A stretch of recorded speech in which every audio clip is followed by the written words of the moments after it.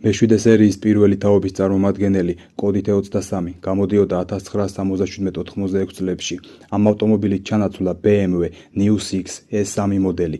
Mercedes S-კლასისა და Audi R-ვის მსგავსად, მეშვიდე სერიის წარმომადგენლებიც მაღალი შესრულებითა და კომფორტით გამოირჩევიან. გამონაკლისი არც ეს ავტომობილია.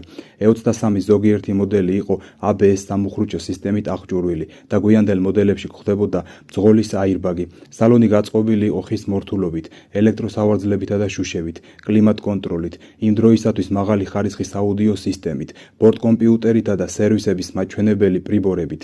E23-ში ინჟინერებმა მომხმარებლებს შესთავაზეს ძრავების ფართო არჩევანი, დაწყებული 2,8 ლიტრი 1 რიგა 6 ცილინდრიანი კარბურატორიანი 165 ცხენისძალიანიდან დამთავრებული 3,2 ლიტრი მოცულობის ტურბო 252 ცხენისძალიანი ძრავით დამთავრებული. ამ ძრავის წყალობით BMW E23 იყო იმ დროისათვის ყველაზე სწრაფი თუ არა ერთ-ერთი სწრაფი მდიდრული სედანი.